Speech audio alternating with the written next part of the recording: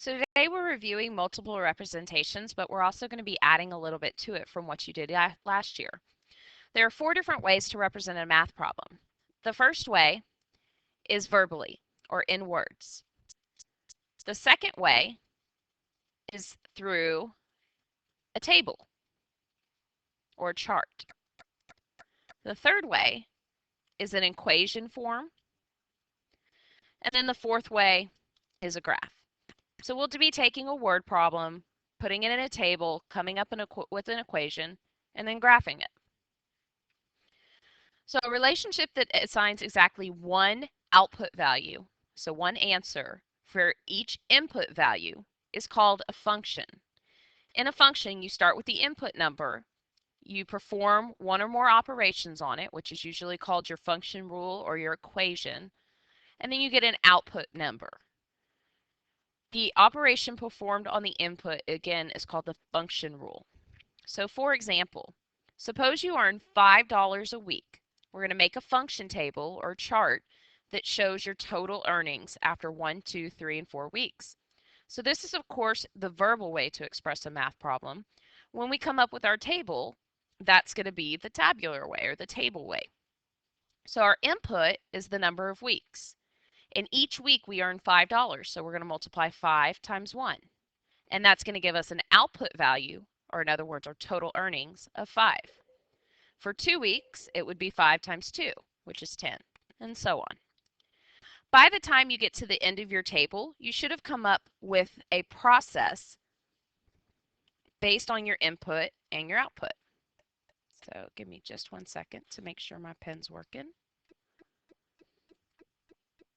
Okay, so by the time you finish your table, you should have come up with a process that will help you determine your rule. So the number of weeks is W, and the total earnings is T. So what did we do with W? We took 5 and we multiplied it by W. This step right here will give you your equation. All you have to do is put an equal sign. So 5W is equal to our total earnings. Now we're going to graph the data from our table. The input always goes on the x-axis, which was our number of weeks. The output always goes on our y-axis. Now, for my weeks, it makes sense to me to count by ones because when we count by, that's how many weeks we've gone through. 1, 2, 3, 4, 5, 6, 7, so on. So I'm going to label my graph all the way across. And then because I'm saving $5 a week, to me it makes sense to count by 5s for my total earnings. And I am going to make sure and label every single one. I know it takes a while, but please do it.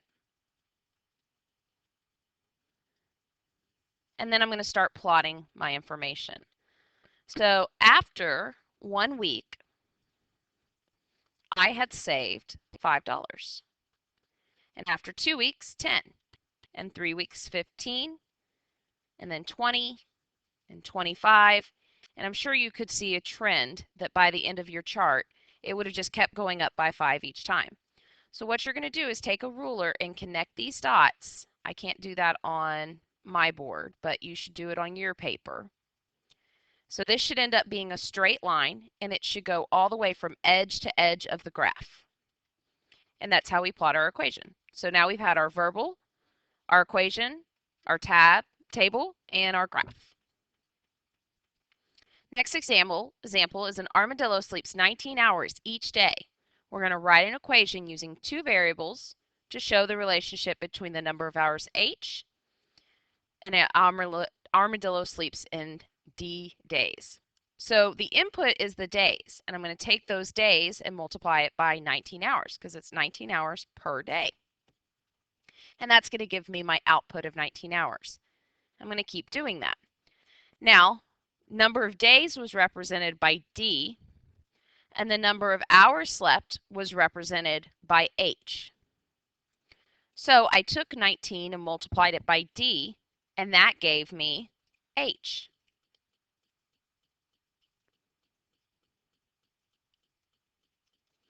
So my equation is 19D equals H.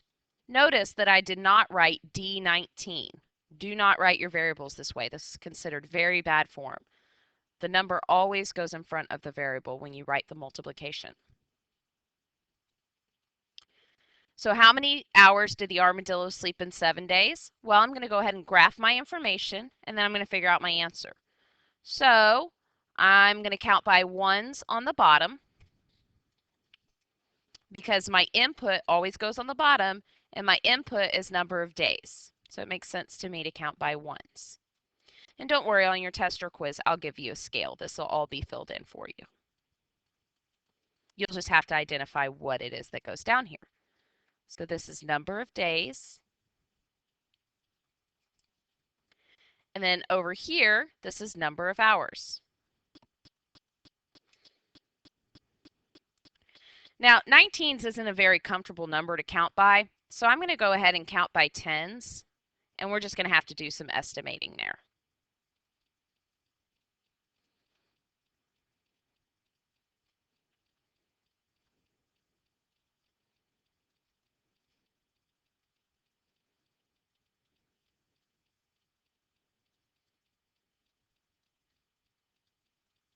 Okay, so I've labeled all the way up. Now, after 1 day, my armadillo has slept 19 hours. After 2 days, 38 hours. And after 3 days, I think that answer was 57 hours. And then so on. So, again, you're going to take out your ruler and you're going to connect your dots. Oops, sorry. From edge to edge using a very, very straight line. And that's why you're using a ruler. So at 7, I think we should be a little over 100, but then again, my line's not very straight. So another way that I could find out the answer to this question, which is probably a good idea for you guys, is to take that equation we had. The hours equaled 19, oops, sorry. It was the hours times 19 days. So how many hours was it after 7 days? I'm just going to plug that in. 19 times 7, 63, and that's going to be 13. So 133 hours is the answer to that question. Now, did you notice what happened because I wasn't able to use a straight line? My estimate based on my graph was between 100 and 110, when as you can see where the graph should have gone, it should have been right up there. So that is what happens when you don't use a straight line. So please make sure that you do. Example 3. Jonas currently has 20 songs downloaded. He downloads 8 additional songs each month onto his digital music player. Make a function table or chart that shows the total number of songs downloaded after 1, 2, 3, and 4 months. Then write a rule that can be used to determine S, the total amount of songs he has after M months. So he starts out with 20 songs, and then we've added 8 in the first month. So I'm going to do 8 times 1. So he should end up with 28 songs. Now after 2 months, he still started out with 20, but now I've done 8 songs for 2 months. So you've got 20 and 16, which is 36. Then we have the third month, and we're going to keep filling in this chart. So we still started with 20, but now we did 8 times 3. So 20 and 24 is 44. We still started out with 20, but we did 8 for 4 months. That's 32, which makes 52 total. Because remember, multiplication comes before addition and subtraction. 20 plus 8 times 5. 8 times 5 is 40, plus your 20. That gives you 60. This last column is going to help me come up with my equation. I took 20 and I added 8 times the number of months, which was M, and that equaled the total number of songs, which as it tells me up here is S. So the equation for this situation is S equals, songs equal, 20 plus 8 times the number of months. As far as my graph, number of months was my input. So I'm going to count 1, 2, 3, 4, 5, 6, 7, 8, so on, all the way across.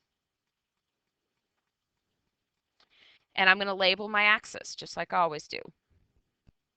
Always should. Now over here, I'm going to start counting, I think, at tens again.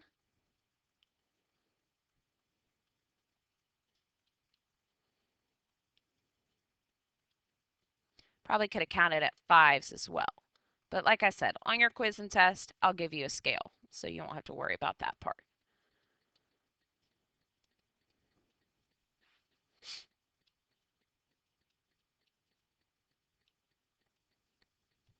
So after 1 month, I was at 28 songs. After 2 months, I was at 36 songs, so a little over halfway. At 3 months, I was at 44 songs, which is almost halfway. 4 months, I was at 52. In 5 months, I was at 60. So again, we should always use a ruler. We should connect our graph from edge to edge. And again, you know, I can't use a ruler on this thing, but your line will be straighter. Notice that as you're drawing through your line, your point should make a straight line. So if they don't, you've probably done something wrong in your chart, which is another good reason you're going to want to use a ruler. Notice it where we started here. That wasn't a point on our graph, but this is 0. So at 0 months, we had 20 songs. That's because we started out with 20 songs. And that again is why your graph goes from edge to edge. Verizon has a plan that costs $20 per month and 25 cents for every minute used. We're going to complete the table and then answer the questions. So Verizon has $20 that you just pay per month. But then it's 25 cents for every minute. So if you only use 1 minute, you're going to pay $20.25. However, if you use 2 minutes, it's going to cost you 50 cents for your minutes now, but you still have that $20 fee. 3 minutes. Sorry. Should be $20.75. 10 minutes. Okay, so 10 times 25 cents is $2.50, so this should be $22.50. You might have to do some side math on these sometimes. This is going to be $5 plus your 20, so it's $25. Which means I took 20 and I added it to 25 cents per minute. And that equaled my total monthly cost. So my rule or my equation is going to be that the cost equals $20 plus 25 cents per minute. My next question says, what would the monthly cost be if 100 minutes were used? Well, M is our minutes, so we're just going to plug this into our formula, our rule. So my total cost is going to be 20 plus, okay, so 25 times 100, if you remember your power of 10 rules, is 25. And then 20 plus 25 is, 45. So $45 for the month. That's all we have for tonight. Please complete the pages in your practice book.